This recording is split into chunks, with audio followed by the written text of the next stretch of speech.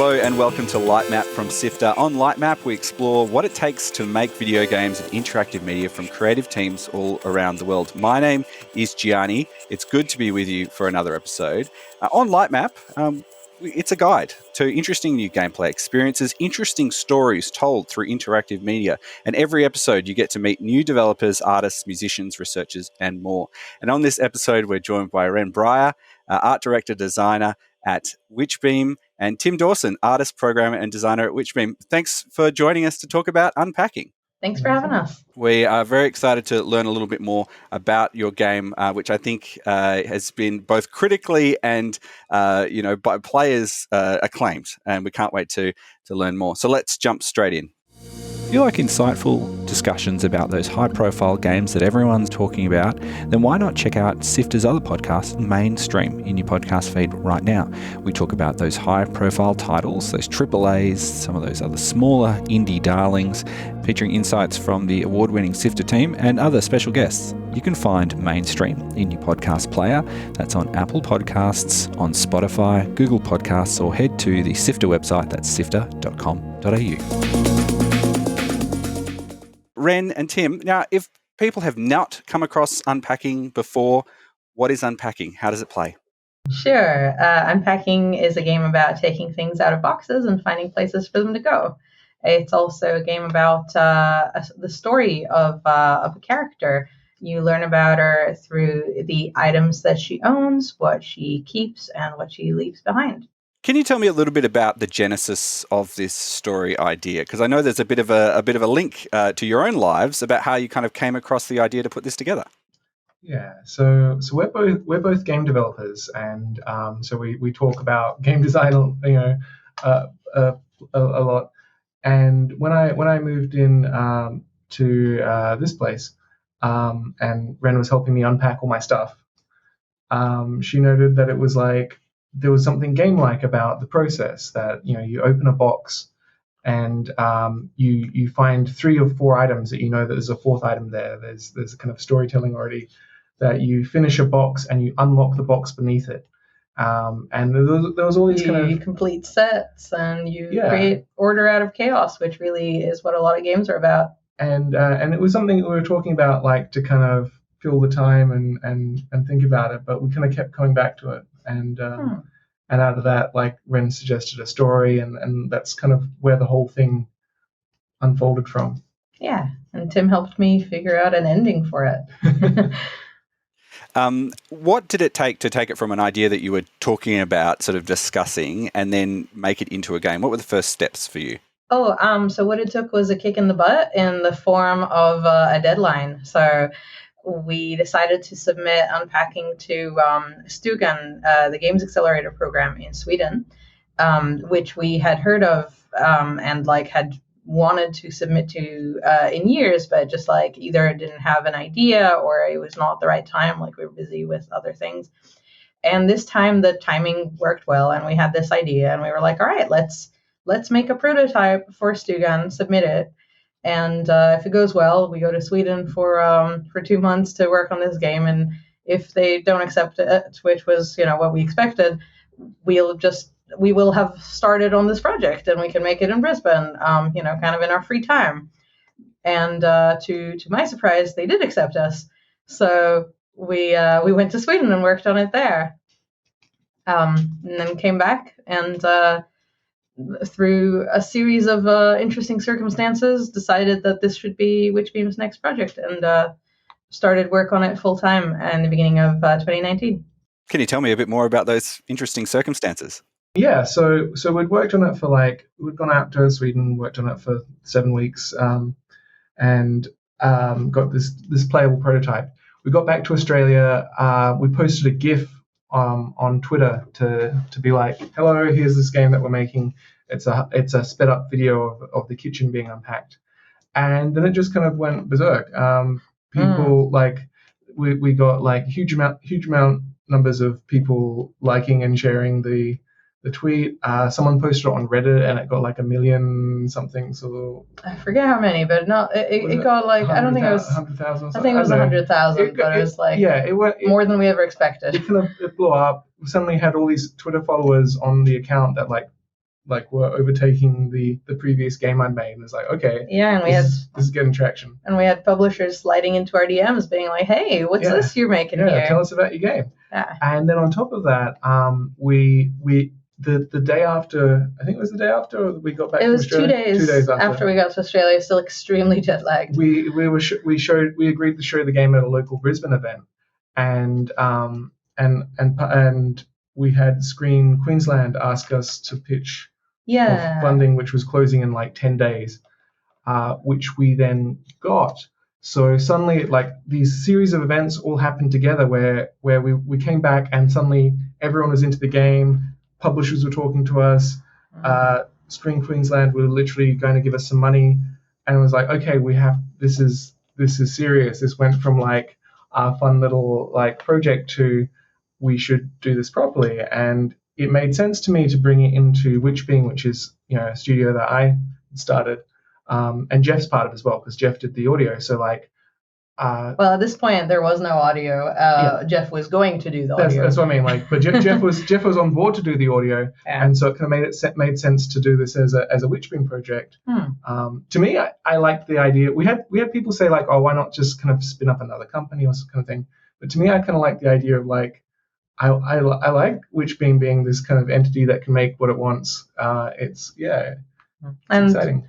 Yeah, and for me, like, I wasn't part of Witchbeam, but Witchbeam has been like super helpful in making this project, and Witchbeam ended up funding the project because we were like, when we were shopping for publishers and stuff, we were thinking initially, we want funding, but eventually, like, we thought about what we actually wanted from a publisher, and we were like, actually, we are better off funding this ourselves, and that way we have more leverage and have to give lower percentages and all this stuff. Like, there's a lot of advantages. Yeah, marketing support and bring it to market. How did you, I guess, take feedback on board from people you did show it off to? Was it mostly just people within the industry, or did you have sort of play events where people could actually have a chance to put hands on it? Because I know for a lot of studios that experience of getting people to play it, you sort of find those points where there's sticking points or where people are really finding a bit of joy. Yeah, so we had so many players play it of all kinds. So all the way from Stugun. So at Stugun, we had other devs play it, like when we did playtesting nights, but also we had just random guests. So like often they'd be industry people, but they'd bring like their families. We had like little kids play it. We had like older people, like people's parents. And it just, we got like a really wide variety of feedback from industry and non-industry folks alike during Stugun. And then when we came back here, we showed the game at a lot of events. First, we showed our initial prototype, which was just like the kitchen level, which now is like the kitchen and the final level of the game. Then we showed our 2-level demo, which is like still our demo to this day, which we kept updating based on feedback and improvements to the game. But like, I would say tens of thousands of people have played our demo, so we got a lot of feedback. Yeah, so while in Sweden, we actually showed the game. There was a public event like at Falun, in Stockholm. In Falun first. Yeah, it was like out in kind of out of the city in Sweden. Yeah, and then I was in Stockholm. Then we got back and showed at a Brisbane event. We did we were invited to Day of the Devs. Yeah, and we did the Parallels talk. I was going to say the GDC. GDC Mild Rumpus. And this is all. And then we got into Bit Summit. Yeah, Bit Summit in Kyoto, and PAX Australia showcase. AvCon first. We did AvCon as well, so Adelaide. So we ended up actually doing a lot of public showings before that thing happened. That stopped that, and then even after that thing in the before times, and then even after that, we got into the PAX Online showcase. We were part of that, which was tied to a Steam demo. So we kind of basically moved to Steam demos, which honestly is a lot harder to like peek over someone's shoulder, but you do get to see a lot of people. You get to watch people stream, and you actually get a lot out of that too. I've had a lot of like useful revelations from watching people stream, from like noticing bugs to noticing like how people play the game, or that they want to put something somewhere that we don't allow. And even like to this day, whenever I watch a stream, I might sometimes notice like, oh, this item's not allowed here and I think it should be. And I'm like, Jim, for our next patch, let's do this. Tell me a little bit about the design of the puzzles in this game, because it is, I guess I would describe it as sort of a light puzzle game, but there is the primary mode that you play it. There are specific places that things have to be placed. Can you tell me about some of the considerations you had when you were designing this, so that people could, I guess, draw on their own knowledge of the world, but also make it so that you could direct them in a way that tells a story? Yeah, I think a large part of the design was trying to keep things varied. So we have some items that are very easy to place and are just very like, where do you think this should go? And other ones where it gets a little bit tricky, like you might be trying to arrange all of the clothes in a drawer, or get all the books on a shelf, and maybe there's too many books to fit on one shelf. So now you have to decide where you're going to split them, which category of book is going to go on one shelf versus another.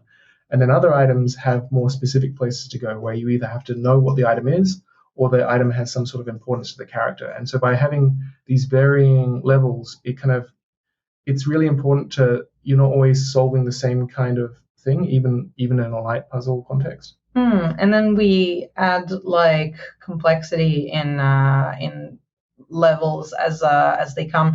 So like the very first level, you start in just the kids' room, and it's just one room, and things are pretty simple. But then you move into an apartment with 3 rooms, and then you have to take items from one room to another sometimes. And then you move into an apartment where you're not allowed to move other people's stuff. You're living with housemates, and you can't move their stuff, only yours, and you fit yourself around them. And then you're in an apartment where you can move stuff, but you're living with another person. You have to make room for yourself.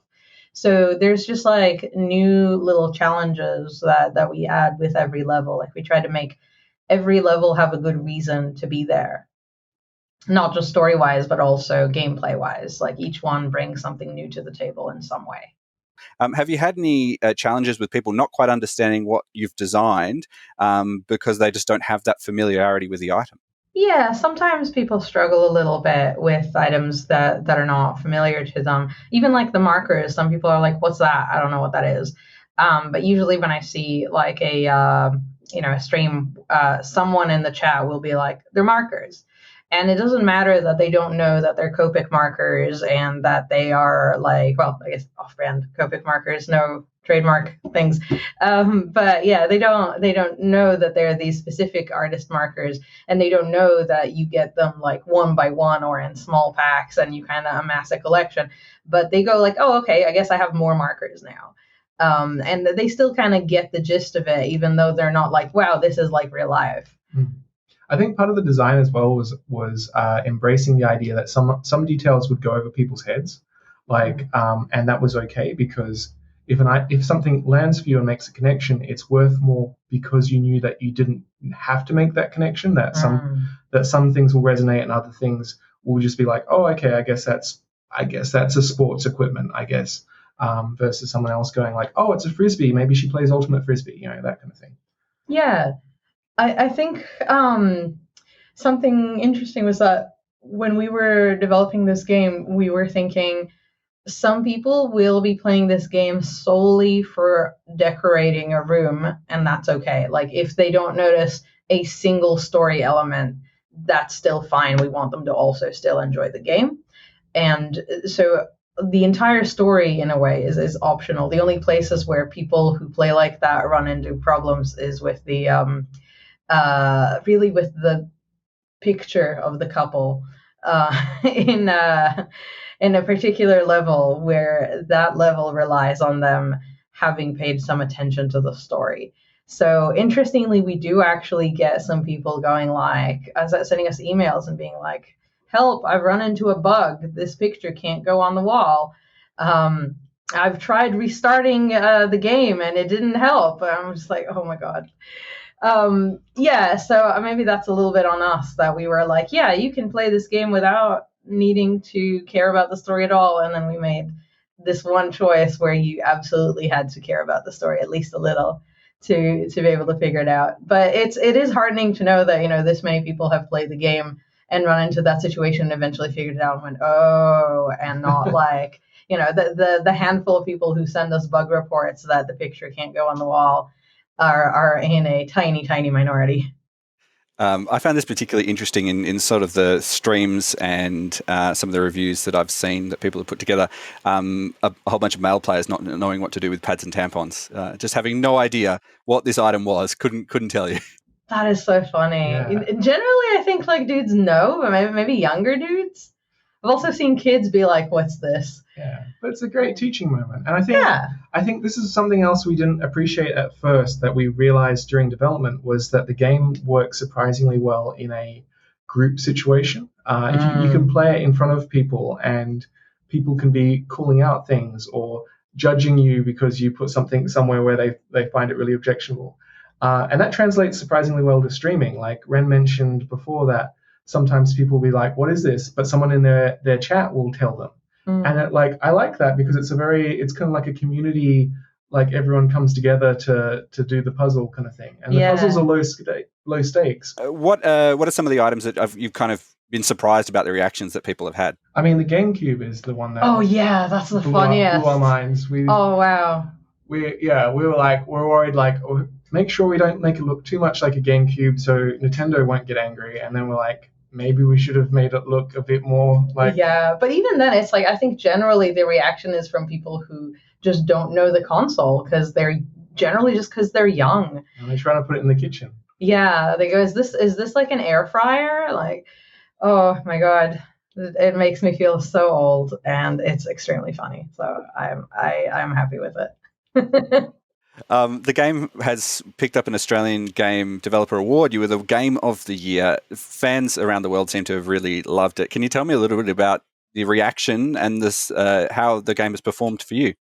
Yeah, I think it's gone really well. We're really happy. Like we've had some really nice reviews. Like just us, if you look around the kind of scores we're getting, they're kind of universally pretty high, which is really kind of validating and nice. But I think the standout thing for me is the way people have been writing about the game has been beyond my expectation and experience with that. Like people are writing about the personal connections it's making with them, or that they're calling out and saying, I've never experienced something like this in a video game. And that's like big words. You don't bust that out lightly. I think the thing I love the most about reviews of Unpacking is that so often, unlike a lot of reviews, like these start with a personal story from the person writing it about their own life and how the game kind of fits into it, how it made them feel things about their own life. That really makes me happy that people are having it like resonate like that. Recently, I watched someone's stream VOD. They mentioned they cried in the credits, and I kind of like seeing people cry in the credits. I'm not gonna lie. I hope that doesn't make me sound psycho. Tim's like disgusted with me. No, it's just it's really crazy to me that like this game that's like this really personal thing that I made like has touched people like this. And the credit sequence, we worked really hard on that. We almost kind of think of it as a cutscene, and like it's got a song in it, and I sing the song, so it's a really personal sequence for me. And so whenever someone's like, I cried in the credits, and they tell me there's a stream, I'm like, maybe I should go see that. And I really hope that doesn't make me sound psycho. I'm sorry. But yeah. I think 100%. Every artist who wants to make something wants to connect with people, and it's connecting with people. So I think you should be really proud of that. Cool. Yeah. So I went and watched that stream, and it's like, I could not believe how like this girl, I think she was like a teenager, and she was playing, I was watching her play the final level, and she was saying, this game makes me feel like the future will be okay. Like, I know it's weird, it's just a game, but it's making me feel like things will be okay. And that's like something that we really need right now. Like, I don't know if I feel that the future will be okay. And if I could give that feeling to someone out there, that means a lot. And it was so funny and sweet, like watching her go through the credits, because first she starts with, "No, I don't want the game to be over. I'm so sad." And like the credits are going and the song's going, and she's like, "This is so sad. This is so sad." And about halfway through, she starts going, "I'm crying because I'm happy." And I was just like, wow, she just like flipped. And yeah, just like her reaction to the whole ending, she was like, the final scene, I don't want to spoil it, but she like got to it and she like gasped out loud and then took a screenshot so fast she accidentally took two. It was just like very sweet and very touching. She finished and she's like, "Are you flipping kidding me? Why did I just cry about a game about boxes? Why did I just cry in a puzzle game?" It's a really amazing experience, and I think as it's been recognised by lots of people, it's one we really don't see a lot of told, really, in a way. You know, there are lots of different types of games, but Unpacking is one that's really, really interesting. And I think for me, the way that the layers of storytelling and that context really builds up for people, and it's like you get an insight into little pieces of knowledge that you might have and you bring to your life. It's been really popular. It's been pretty exciting to see that everyone's been sharing it and doing those GIF mode where people have been, making little animations and stories out of it and retelling that there. Can you tell me a little bit about the implementation of that? Because that seems like a really clever idea for people to be able to share the story of what they've done. And I'm always curious to see like some of the way that people put their rooms together. I don't know, not for me. So it's funny because the first GIF that blew up and got a lot of attention was I recorded me unpacking the kitchen and then just really sped it up because you're trying to make something that's time efficient for Twitter. And my business partner actually suggested, when he was playing an early build of the game, was going like, you should make a mode where you can spit out a GIF so that people can have that and can post it. Yeah, and good for posting on social media. And it's an interesting technical problem because it's like, how do you record a replay of like unpacking a room? So I kind of had to come up with a system to, as you're unpacking the room, it's recording instructions that relate to each action you can kind of take. Because recording the actual footage would be like really kind of resource intensive. Yeah, there's a bunch of reasons why you kind of wouldn't want to capture it right at the time, but and so instead it's like capturing these instructions and then trying to play them back is surprisingly complicated. It's like it's a replay system.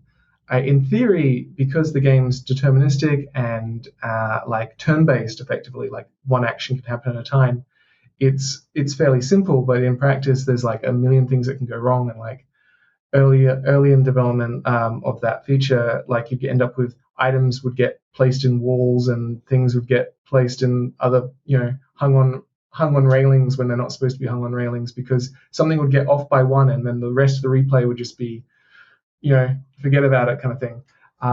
It was a really complicated feature to get working, but in the end I was very happy. Like we knew we wanted it, basically. And the two ways we could approach it was to kind of cheat it and just have everything fly into their final position from the save file, or do this kind of replay. And I'm really glad we did the replay version because you get to see all the decisions and changes. And people are using it to make adorable little animations. Yeah. Like, we did not expect that. I expected people to do creative things with like our photo mode and in their organizing, but I did not expect people to be making essentially a little stop motion videos with our replay feature of like the chicks following the chicken around, or like the pig and the cat doing like a knife fight. You've reached a bit where, unfortunately, now you're starting to see a bunch of people try to clone your game, or at least, rip it off. This week, I noticed that you put something out to say that there were a number of Unpacking clones that weren't really anything to do with that are appearing on Google Play in particular. Can you tell me about the impact that is? Because you're only a very small team having to deal with impacts like that.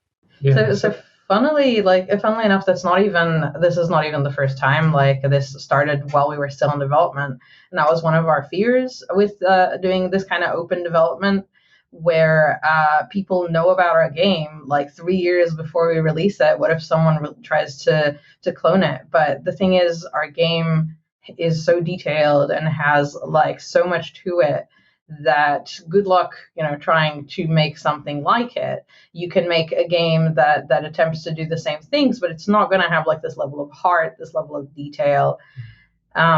Yeah, I'd say, and like the Google Play, the Google Play stuff is actually like, we're less worried about people trying to copy the game, because honestly, like, if you see something you like with that, like go beyond kind of thing, it's people trying to cash in on Unpacking specifically. Like, these apps are not clones; they're like they just all they do is they say that they're unpacking something guide, but the word guide in the store goes like off the screen, like it's a little too long. So you see Unpacking game, and players go, oh, I want this. And in the description somewhere after all the details about the game, it says, this is a guide, this is not a game.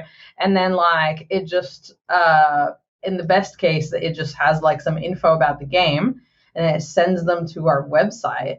And after you click a button or something, it basically tells you to rate it, and then you can go into the game and they rate it, so the app goes higher on the store, and then they take you to just a series of ads. Yeah. So what happens is these people are like, I can't enter the game, and they go on our website and send us tons and tons of emails, or sign up to our mailing list thinking that will let them play the game.